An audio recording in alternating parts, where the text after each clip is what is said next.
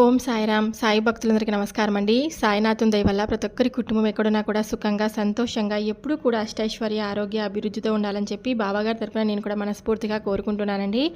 ఈరోజు వీడియోలో సాయి పిలుపు ద్వారా మనకు వచ్చినటువంటి సందేశం ఏంటి, బాబాగారు మనతో ఎలాంటి సందేశాన్ని అందించాలనుకుంటున్నారంటే, అశ్రద్ధ చూపకుండా ఈ బంగారు తాబేలుని తాకు, నీ చేతికి లక్షల్లో ధనం అందబోతుంది. తప్పకుండా ఈ సాయి సందేశాన్ని పూర్తిగా ఆలకించు, విన్న తర్వాత నీకే అవగతమవుతుంది అని బాబాగారైతే మనకు ఈరోజు ఒక చక్కటి సందేశం ద్వారా మన ముందుకైతే వచ్చారనమాట. బాబాగారు ఇలాంటి సందేశాన్ని ఎందుకు అందించాలనుకుంటున్నారు అనేది మనం ఆయన మాటల ద్వారానే తెలుసుకుందాం. వీడియో మొదలుపెట్టే ముందు ప్రతి ఒక్కరికి ఒక చిన్న రిక్వెస్ట్ అండి. ఈ సందేశం కనుక మీ అందరికీ మనస్ఫూర్తిగా నచ్చినట్లయితే తప్పకుండా మన వీడియోకి చూసి వెళ్ళే వాళ్ళందరూ ఒక చిన్న లైక్ అయితే ఇవ్వండి. కొత్తగా మన ఛానల్ని ఎవరైనా చూస్తుంటే కనుక సబ్స్క్రైబ్ చేసుకొని మరికొంతగా సపోర్ట్ చేయండి. ఇంకా మీకు ఎలాంటి కష్టాలు కానీ బాధలు కానీ ఉన్నా కూడా నాకు ఈ కామెంట్ సెక్షన్లో తెలియపరచండి. నేను రేపు బాబాగారి గుడికి వెళ్ళినప్పుడు ఆ కామెంట్స్ అన్నీ చదివి అందరితో ప్రే చేయిస్తాను. ఈరోజు నాకు చాలా ఆనందంగా ఉంది. నా మనసు ఎంతో ఆనంద పారవస్యంలో తేలిపోతుంది. ఎందుకు బాబా ఇంత ఆనందమని మీరు అనుకుంటున్నారు కదూ. నీకు మంచి జరిగి నీ జీవితంలోకి సంతోషాలు వెలువ వస్తే ముందుగా ఆనందపడేది నేనే కదా. ఈ శుభగడియల కోసమే కదా ఇన్ని సంవత్సరాలు ఎదురు చూస్తున్నది. నీవు ఎన్నో సంవత్సరాలుగా ఈ రోజు కోసమే ఎదురు చూశావు. ఆ రోజు వచ్చి నీ కుటుంబానికి సంబరాలు తెస్తుంది. ఇక నీ జీవితం నుండి కష్టాలన్నీ తొలగిపోతున్నాయి. ఇక ముందు ఎప్పుడూ నీకు కానీ నీ కుటుంబానికి కానీ ఏ కష్టం ఉండదు. మీరు అనుభవించవలసిన శిక్ష ఈ రోజుతో పూర్తయింది. ఇక ముందు ఉన్న జీవితం అంతా కూడా సంతోషమయం. ధన ధాన్యాలు మాత్రమే కాదు, బంధుమిత్రుల బలం కూడా నీకు తోడవుతుంది. ఆరోగ్యము కుదుట పడుతుంది. నువ్వు నీ కుటుంబంతో కలిసి ప్రశాంతమైన జీవితం గడుపుతారు. పిల్లలు అనుకున్న రంగంలో అత్యుత్తమ స్థాయిలో ఉంటారు. ఇక ఎటువంటి భయం లేకుండా మీరు మీ జీవితాన్ని కొనసాగిస్తారు. ఎటువంటి భయం పెట్టుకోకండి. పిల్లలు అనుకున్నవి సాధించి వారికి వివాహం చేసి వారి ఆనందాన్ని కూడా మీరు చూస్తారు. వారి బిడ్డలతో ఆడుకుంటారు. చూసావా ఎన్ని ఇబ్బందులు పడ్డావు.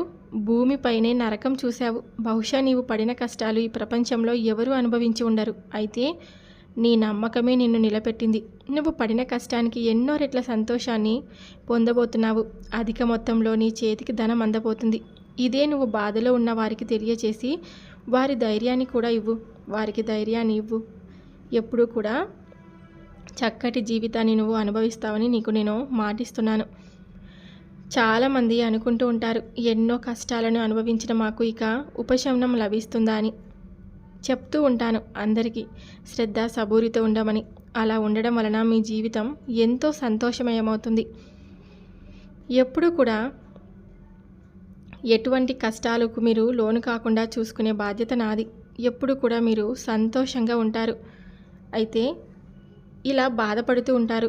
ఎన్నిసార్లు బాబా మేము ఇలాంటి సందేశాలను వింటూనే ఉన్నాము, కానీ మాకు ఎప్పుడు కూడా ఏమీ మంచి జరగడం లేదు. ఎన్నిసార్లు మేము ఇలాంటి సందేశాలను వింటూ మా జీవితాన్ని సంతోషపరచుకోవడం తప్ప మాకంటూ సంతోషకరమైన రోజులు వస్తాయా లేదా తండ్రి. మాకు ఉక్కిరి బిక్కిరి అయిపోతుంది. మా జీవితంని ఎలా కొనసాగించాలని మాకు ముందు భయమేస్తుంది. ఇలాంటి జీవితమే మేము అనుభవిస్తే కనుక ఇక మేము భూమిపైన ఉండలేము. మీ దగ్గరికి తీసుకెళ్ళిపోండి. ఇలాంటి బ్రతికినా కూడా మాకు నరకప్రాయమైన జీవితంగా మిగిలిపోతుంది. ఇలాంటి సంతోషాలను మేము చూడలేమోనని భయమేస్తుంది. అమ్మా, ఒక్కొక్కసారి నువ్వు ఎంత కష్టపడినా ఏమాత్రం ఫలితం ఉండట్లేదు అంటే మీ ఇంట్లో నీ యొక్క పని ప్రదేశంలో ఏదో చెడు శక్తి ఉందని అర్థం కదా. ఆ చెడు శక్తులు తొలగి శుభం కలిగించే శక్తి ప్రవేశించాలంటే కొన్ని విషయాలు పాటించాలి మరి. అయితే చెడు శక్తి ఉందని ఎలా తెలుస్తుంది? నీవు బయటకు వెళ్ళేటప్పుడు ఎంతో ప్రశాంతంగా ఉంటుంది. మీ ఇంటికి వచ్చేసరికి ఏదో దిగులు ఆవహించినట్లు, ఎంతో చికాకుగా, అన్ని సమస్యలు అన్నట్టు ప్రశాంతత లేకుండా భోజనం చేయబుద్ధి కాదు. సరిగా నిద్ర పట్టదు. ఏదో కోల్పోయినట్లు దిగులుగా ఉంటుంది. ఇంట్లో ఉన్న వారందరూ కూడా చికాకుగా ఉండి ఒకరి మీద ఒకరు అరుచుకుంటూ ఉంటారు. ఊపిరి పీల్చుకోవడం ఇబ్బందికరంగా ఉండి ఇంట్లో ఉక్కిరి బిక్కిరి అయిపోయినట్లుగా కనిపిస్తుంది. అదే పని ప్రదేశంలో అయితే ఏ పని జరగదు. సమయానికి డబ్బులు అందవు. ఇవ్వవలసిన వారు కూడా ఇవ్వకుండా చికాకు పడతారు. ఎంతో నమ్మకమైన వారు కూడా ఆలస్యం చేస్తారు. ఎంతో జాగ్రత్తగా పని చేస్తున్నా ఏదో ఒక నష్టం జరుగుతూ ఉంటుంది. ఇలా జరుగుతుంటే కష్టంగా ఖచ్చితంగా చెడు శక్తి ఉన్నట్లే. అయితే ఏం భయపడనవసరం లేదు. అది ఎలా ప్రవేశించిందో అలాగే తోక ముడుచుకొని పోవాలంటే చిన్న చిన్న పరిహారాలు చేస్తే చాలు. మరలా అది మీ ఇంటి వైపు కూడా, మీ పని ప్రదేశం వైపు కానీ పొరపాటున కూడా రాదు. అందుకోసం ఏం చేయాలో చూడు. మొట్టమొదటగా మీరు చేయాల్సింది ఇంట్లోని వారందరూ సఖ్యతగా ఉండటం. ఎందుకంటే ఈ పరిస్థితులేమీ మీరు కావాలని కల్పించుకున్నవి కాదు. అయితే ఆ శక్తి కల్పించినవి. అందువలన కలిగిన పరిస్థితి అన్నీ తెలుసుకొని మీరు ఒకరితో ఒకరు ఆప్యాయతగా మాట్లాడుకుంటూ ఎప్పుడూ చిరునవ్వులు చిందిస్తూ ఉత్సాహంగా ఉండాలి. ఎందుకంటే చెడు శక్తికి ఇంట్లో సంతోషంగా ఉంటే నచ్చదు. అది ఎల్లప్పుడూ ఎక్కడుంటే అక్కడ ఏడుపులు ఉండాలని కోరుకుంటుంది. కాబట్టి మీరు నవ్వుతూ ఉండాలి. తర్వాత ఉదయం సాయంత్రం కూడా దీపారాధన చేయాలి. ఇంటి ముందు తులసి మొక్క ఖచ్చితంగా ఉండే తీరాలి. ఇంటి ముందు తులసి మొక్క పెట్టుకొని అక్కడ ఉదయం సాయంత్రం ఖచ్చితంగా దీపం వెలుగుతూ ఉండాలి. అది ఎంతసేపు వెలిగితే అంత మంచిది. అలాగే గుమ్మానికి తమలపాకులు, సింధూరం బొట్టు పెట్టి తోరణాలు కట్టాలి. ఇంకా అలా చేయడం వలన అవి ఎండిపోతే మళ్ళీ కట్టాలి. అలా నిత్యం తోరణాలు ఉండాలి. ఇల్లు రోజు సువాసనతో ఉండేలా చూసుకోవాలి. దుర్వాసన రానియకుండా జాగ్రత్త పడాలి.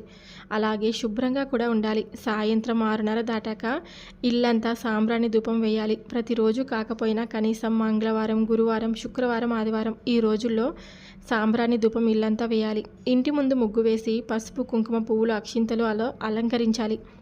ఇవన్నీ కూడా ఇంటిని మంగళకరంగా ఉంచుతాయి. అలాగే శుచిగా శుభ్రంగా ఉండాలి. ఇల్లు ఇలా ఉండడం చెడు శక్తికి ఇష్టం ఉండదు. కావున అది మీ ఇంట్లో ఇమడలేక వెళ్ళిపోతుంది. మీకు ఇప్పటి నుంచి ఉన్న సమస్యలన్నీ పోయి ప్రశాంతత ఏర్పడుతుంది. కనుక ఈ విధంగా చేసి మంచి ఫలితాలు పొందండి. ఎప్పుడు కూడా ధనలక్ష్మి కానీ లక్ష్మీదేవి అనుగ్రహం కలగాలంటే కనుక మీరు ఇంటిని శుభ్రంగా ఉంచుకోవాలి. చెడు దుర్వాసనతో ఇల్లు కనుక ఉంటే నీకు ధనలక్ష్మి ఎలా నిలుస్తుంది చెప్పండి? మన ఇంట్లోకి ఎలా వహిస్తుంది? అలా ఇంటిని పరిశుభ్రంగా ఉంచుకొని నిత్య దీపారాధనను అలవాటు చేసుకోండి. ఎప్పుడైనా సరే మీకు వీలు కాకపోతే కనీసం మంగళవారం, శుక్రవారం రోజైనా దీపారాధన చేయడం చాలా మంచిది. సాంబ్రాణి ధూపం వేస్తూ ఉండడం వలన మీ ఇంట్లో ఎలాంటి చెడు శక్తి ఉన్నా కానీ తరిమి కొట్టేయవచ్చు. నేను చెప్పినటువంటి చిన్న చిన్న పరిహారాలను చేస్తూ మీ జీవితాన్ని సంతోషమయం చేసుకోండి. సంతోషంగా ఉండండి. మీకు ఎనలేని సంతోషాలు రాబోతున్నాయి. అది నువ్వు కనివిని ఎరగని మంచి మార్పు. ఆరోగ్యం కానీ, ధనం, సంతోషం, సొంత ఇల్లు, వాహనం అన్నీ కూడా నీకు రావడం మొదలవుతుంది. నిన్ను పట్టి పీడిస్తున్న అప్పులతో సహా అన్నిటినీ నేను తరిమివేశాను. ఇక నీ జీవితంలో ఏ పీడలు నీ కుటుంబాన్ని బాధ పెట్టలేవు. మీ వైపు రాకుండా నేనే కాపాడుతాను. నువ్వు కోరుకున్న ప్రతి కోరిక న్యాయమైనదే. అందుకే నీకు సకల సంతోషాలు ఇస్తున్నాను. నువ్వు ఏది తలుచుకుంటే అది ఖచ్చితంగా జరుగుతుంది. అందువల్ల అంతా కూడా మంచే జరుగుతుందని నీకు నేను మాటిస్తున్నాను. ఇవి ఎప్పుడూ కూడా ఎలాంటి కష్టం ఉందని బాధపడద్దు. కుటుంబం ఇప్పటి వరకు చేదు సంతోషాలతో చేదు రుచి ఎక్కువ చూశావు. అందుకే ఇకపై నీ జీవితం మధురంగా మారుతుంది. పిల్లలు కూడా వారు అనుకున్న రంగంలో తప్పకుండా ఎదుగుతారు.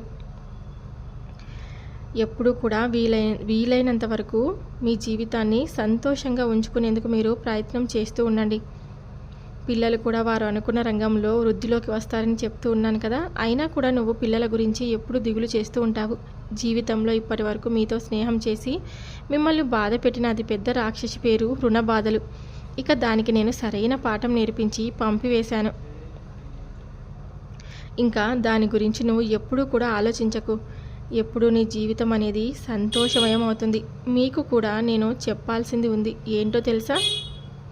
మీరు కూడా జాగ్రత్తగా ఉండండి. చూశారుగా, చిన్నగా మొదలుపెట్టి ఎన్ని అప్పుల బాధలు పడ్డారో. ఇకపై జాగ్రత్తగా ఉండండి.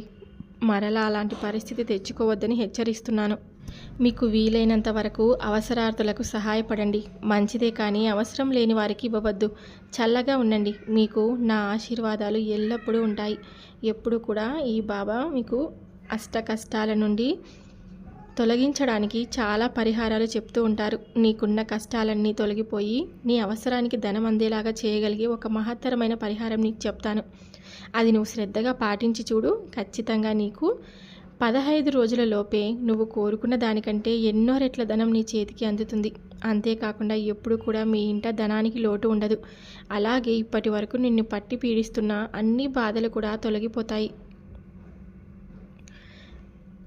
ముఖ్యంగా అప్పుల బాధలన్నీ తొలగి ఆరోగ్యం చేకూరుతుంది. ఇక నుండి నువ్వు కోరుకున్నవన్నీ ఒక్కొక్కటిగా నెరవేర్చుకోగలుగుతావు. ఈ పరిహారానికి ఎంతో మహత్తర శక్తి ఉంది. అందుకనే అష్ట కష్టాలు పడుతున్న నీకు తెలియజేయబడుతుంది. దీనివల్ల నువ్వు పొందే ప్రయోజనం వెలకట్టలేనిది. ఈ పరిహారం ద్వారా నువ్వు కని విని ఎరుగని మంచి స్థాయికి ఎదుగుతావు. ఎప్పుడూ కూడా సంతోషంగా ఉంటావు. ఈ బాబా నీకు మాటిస్తున్నాడు. మాట ఇచ్చిన తర్వాత నేను తప్పను, కానీ నువ్వు కూడా నాకు మాట ఇవ్వాలి. అది ఏంటంటావా? ఈ పరిహారం తెలుసుకున్న తర్వాత నువ్వు చక్కగా పాటించు.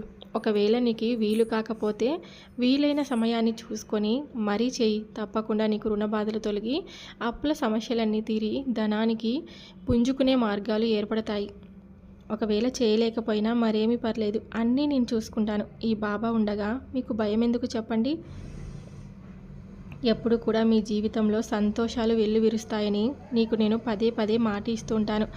ఆ పరిహారం ఏంటో తెలుసుకో. ఒక రాగి చెంబు తీసుకొని ఆ చెంబుకి 3 వైపులా గంధం, పసుపు, కుంకుమ బొట్లు పెట్టాలి. దానికి నిండుగా బియ్యం పోసి 2 రూపాయలు ఆ బియ్యంలో పెట్టాలి. నువ్వు కోరుకుంటున్నటువంటి కోరిక ఒక తెల్ల కాగితం మీద రాసి ఆ చెంబులో ఉంచాలి. ఆ చెంబుని పూజా మందిరంలో ఉంచి నీ ఇష్ట దైవానికి నీ కోరిక ఏమిటో నివేదించాలి. మనస్ఫూర్తిగా సంకల్పం చెప్పుకొని ప్రార్థించాలి. ఇలా ప్రతిరోజు చేస్తూ ఉండు. మీ పరిస్థితిలో మీకు స్పష్టంగా మార్పు కనిపిస్తుంది. నీ యొక్క నిత్య కర్మలు చేస్తూ అశ్రద్ధ చేయకుండా నమ్మకంగా ఈ పరిహారం పాటించు. నీ సమస్యలన్నీ తొలగిన తర్వాత ఆ బియ్యంతో భోజనం తయారు చేసుకొని మీ ఇంటిలో వారందరూ స్వీకరించండి. ఆ తెల్ల కాగితాన్ని ఎవరు తొక్కని ప్రదేశంలో వేసేసేయండి. నువ్వు కోరుకున్న కోరికలన్నీ నెరవేరి సకల సుఖాలు, భోగభాగ్యాలు కలిగి ఆయురారోగ్య ఐశ్వర్యాలతో ప్రతి ఒక్కరూ ఉంటారు. ఆ చెంబులో ఉంచిన ఆ బియ్యంతో మీరు అందరూ కూడా ప్రసాదం నైవేద్యంగా వండుకున్న తర్వాత ఆ 2 రూపాయలను ఎవరికైనా దానం ఇవ్వండి. ఇలా చేస్తూ ఉంటే కనుక నువ్వు అనుకున్న కోరికలన్నీ త్వరలోనే నీకు ఖచ్చితంగా నెరవేరుతాయి. ఎప్పుడూ కూడా దిగులుగా ఉండకు. నీ భర్త నీతోనూ పిల్లలతోనూ ఇంతకుముందు ఉన్నట్లు ఉండడం లేదు. అందుకేనా నీ దిగులంతా? ఏమి జరుగుతుందో తెలియక ఆందోళనగా ఉంది కదా? నిజమే, ఇంటి పెద్ద అలా ఉంటే నీకు భయం ఉండడం సహజం. కానీ అతని మౌనానికి కారణం ఉంది. చెప్తాను, ఏంటో తెలుసుకో. నీ ఇంట ఉన్న పరిస్థితులు నీకు తెలుసు కదా. నీ భర్త ఇప్పటి వరకు ఏదో ఒక మార్గం ఉంటుంది కనుక ఈ పరిస్థితులు చక్కబడతాయి. నేనే ఖచ్చితంగా వీటి నుండి బయటపడతావు. నా భార్య పిల్లలకు లోటు లేకుండా చూసుకుంటాను అన్న గట్టి నమ్మకంతో ఉన్న ఈ మధ్య ఎదురవుతున్న కొన్ని సంఘటనల వలన అతని విశ్వాసం సన్నగిల్లిపోతుంది. దానికి తోడుగా ఈ ఆలోచనల వల్ల అతనికి అనారోగ్యం దెబ్బతింటుంది. అయితే ఇప్పుడు నువ్వు నేను చెప్పే ఈ శుభవార్త నీ భర్తకు చెప్పు. ముందుగా ఒక విషయం చెప్పు. ఏంటంటే, కష్టాలు ఇక చివరి దశకు చేరినప్పుడు ఇంకా ఎక్కువ బాధిస్తాయి. ఇన్ని రోజులు భరించి అవి తొలగిపోయే చివరి దశలో ఇలా నిరుత్సాహం పడకూడదని నా మాటగా చెప్పు. ఎప్పుడూ కూడా కష్టాలు ఇంతగా ఇబ్బంది పెడుతున్నాయి అంటే అతి త్వరలో అవి నీ జీవితం నుండి వెళ్ళిపోతాయని సూచన. ఇదే విషయం నీ భర్తకు తెలియచేయి. నువ్వు కూడా అతని ప్రవర్తన చూసి బాధపడద్దు. మీకు ఏ విధమైన సంతోషాన్ని ఇవ్వలేకపోతున్నానన్న ఆత్మ న్యూన్యత అతనికి అలా ప్రవర్తించేలా చేస్తుంది తప్ప అంతకు మించి ఏమీ లేదు. నీ భర్తకు చెప్పు, ఇకపై ఈ ఇబ్బందులు తొలగి మన ఇంట ఆనందాల వెల్లువ విరుస్తుందని బాబా నీకు చెప్పమన్నాడని చెప్పు. మీరందరూ చేస్తున్న కృషికి వచ్చిన ఫలితం మీకు ఉన్న ఆర్థిక సమస్యలన్నిటినీ మాయమైపోతాయి. ఇదంతా జరిగేది ఎప్పుడో కాదు, వారం రోజులలో ఫలితం చూస్తారు. నా మాటగా నీ భర్తకు చెప్తావు కదూ. ఇక ఆరోగ్యం అంటావా? ధనం తిరిగి పొందవచ్చు, కానీ ఆరోగ్యం అలా కాదు. కాకపోతే సమస్యలు తొలగిపోతే మనోధైర్యం పెరుగుతుంది. కావున ఔషధాలు సేవిస్తే అవి పనిచేస్తాయి. వచ్చిన భయమేమీ లేదు. నిశ్చింతంగా ఉండు. సకల సుఖాలు, సకల శుభాలు, సకల సంతోషాలు మీ ఇంట కొలువై ఉంటాయి. ఎందుకు అంతగా దిగులు చెందుతూ ఉంటారు? నీ మనసు ఎంతో మానసిక వేదనకు అనుభవిస్తూ ఉంది కదా. నువ్వున్న పరిస్థితిలో నీకు ఎవరైనా సరే ఎంతో ప్రశాంతంగా కనిపిస్తున్నారు. నువ్వు తప్ప అందరూ బాగున్నట్లే అనిపిస్తుంది. ఎవరైనా నీ కనుల ముందు ఆనందంగా ఉంటే నీ మనసు ఎంతో వేదన చెందుతుంది. ఇందుకు కారణం ఏమిటి? ఆ కారణం ఏమిటో నీకు తెలుసా? నాకు తెలుసు. పరిస్థితులు బాలేనప్పుడు, అనుకున్నవి ఏమీ జరగనప్పుడు, ఏ కోరిక తీరలేనప్పుడు ఎవరికైనా మనసు అనేది అలాగే వేదన చెందుతూ ఉంటుంది. ఇటువంటప్పుడే నువ్వు నీ మనసుని అదుపులో ఉంచుకోగలగాలి. అప్పుడే నువ్వు ప్రశాంతంగా ఉండగలుగుతావు. నువ్వు ఇప్పుడు ఇలా మానసికంగా ఆందోళన చెందుతూ ఉంటే నువ్వు అనుకున్నవన్నీ జరిగిపోతాయా? నాకు తెలుసు. నువ్వు నన్ను అడుగుతూ ఉన్నావు. మరి నేను ఇన్ని బాధల్లో నీ కోరిక తీరకుండా ఇలా వేదన చెందుతూ ఎన్నో సంవత్సరాలుగా బాగుపడాలని ఆశతో ఎదురు చూస్తూ ఉన్నాను కదా. మరి నాకు ఎప్పుడు దారి చూపిస్తావు బాబా అంటూ నన్ను నిలదీస్తావు. నిజమే, నువ్వు పడుతున్నది మామూలు బాధలు కావు. అన్ని ఆశలు చంపుకొని ఏ కోరిక లేదని నీకు నువ్వు అబద్ధం చెప్పుకుంటూ బ్రతుకుతున్నావు. ఈ పరిస్థితులన్నీ తప్పించుకోవాలని, ఒడ్డున పడాలని నువ్వు చేసే ప్రయత్నాలు తక్కువేమీ కాదు. నిజం చెప్పాలంటే నువ్వు చాలా ఓర్పుతోనే ఉంటున్నావు. కానీ ఎంతటి శాంతి పరులకైనా ఒక్కొక్కసారి కోపం రావడం, బాధ రావడం సహజమే కదా. నువ్వు ఏమీ ఆందోళన చెందొద్దు. నీ దోషాలన్నీ తొలగిపోయి నువ్వు కూడా ఎంతో ఆనందంగా గడిపే రోజులు వస్తున్నాయి. ఇంతకాలం ఓపిక పట్టావు కదా. ఇంకొన్ని రోజులు, కేవలం రోజులు మాత్రమే, అంతకంటే ఎక్కువ సమయం లేదు. ఓదార్పుగా ఎప్పుడూ కూడా ఓదార్చుకుంటూ నీ కుటుంబాన్ని నువ్వే చూసుకోవాలి. ఓర్పుగా ఉండండి. అప్పటి నుంచి నువ్వు చూస్తావు కదా నీ జీవితంలో ఎంత మంచి మార్పులు వస్తాయో. నువ్వు పడిన ఏ నరకయాతనలన్నీ పోయి ఈ జీవితం స్వర్గమయమవుతుంది. ఎన్నడూ లేనంత ధనం నీకు వచ్చి చేరుతుంది. ఎలా వస్తుందని అనుమానమా? నువ్వు ప్రారంభించిన పని నీకు నేను తీసుకొస్తుంది. నువ్వు ఈ ప్రయత్నాలన్నీ ఎందుకు చేస్తున్నట్లు? జీవితంలో ఎంతో సుఖంగా బ్రతకాలనే కదా. అప్పులు అన్నీ తీర్చుకోవాలనే కదా. నువ్వు చేసే ప్రయత్నం విజయవంతం అవుతుంది కాబట్టి నీకు ఆదాయం పెరుగుతుంది. దాని ద్వారా నీకు ఎంతో ధనం చేతికి అందుతుంది. మరి ధనం చేతికి వచ్చినప్పుడు నీకు కష్టాలన్నీ దూరమైనట్టే. నీకున్న లోటు ధనమే కదా. ఈ కాలంలోనే అతి ముఖ్యమైనది అదే. ఖచ్చితంగా నీకు అతి కొద్ది రోజుల్లో నువ్వు చేస్తున్న పనికి అధిక మొత్తంలో రాబడి పెరుగుతుంది. కనుక ఇక నువ్వు ఏ విధమైన ఆందోళన పెట్టుకోకు. ఇక నుంచి నువ్వు అనుకున్నవన్నీ చేయగలుగుతావు. నువ్వు ఈ జీవితాన్ని ఎంత ఆనందంగా తీర్చిదిద్దాలనుకుంటున్నావో అంతకు మించి ఎన్నే రెట్లు సంతోషం జీవించగలుగుతావు. ఇక జీవితంలో నీకు డబ్బు కొరత ఉండదు. ఇకపై అంతా ఆనందకరమైన జీవితం గడపాలని నా ఆశీస్సులు నీకు ఎప్పుడు ఉంటాయని నీకు నేను మాటిస్తున్నాను. ఎప్పుడు కూడా నీ ఇంట్లో ధనరాశి ఉప్పొంగి పొర్లుతుంది. ఈ మాటగా ఎప్పుడు కూడా ఈ సాయి మాటను శ్రద్ధగా విని ఆలకించు. జీవితంలో అన్ని సంతోషాలను నీకు నేను ఇవ్వబోతున్నాను. ఎప్పుడు కూడా దిగులు చెందుతూ ఉండొద్దు. నువ్వు అడిగింది చేయలేదని బాధ కదూ. ఏమి చేయలేనని అనుకుంటున్నావు? ఆలస్యం అవడానికి కారణం కూడా ఉంటుంది కదా. ఒకవేళ నేను కనుక నువ్వు అడిగిన వెంటనే ఇచ్చేస్తే ఏం జరుగుతుందో తెలుసా? అప్పటికే మీరు సర్వం కోల్పోయి తిరిగి జీవితాన్ని ప్రారంభించడానికి ఎన్నో రెట్లు పాటుపడుతూ ఉంటారు. అలాంటి సమయంలో మీరు పోగొట్టుకున్న వెంటనే నేను కనుక ఇచ్చేసి ఉంటే అది మీ దగ్గర నిలవదు. అందుకే మీ ఇంటికి పట్టిన చెడు కారణంగా నేను ఏమిచ్చినా సరే అది కూడా విడలిపోతుంది.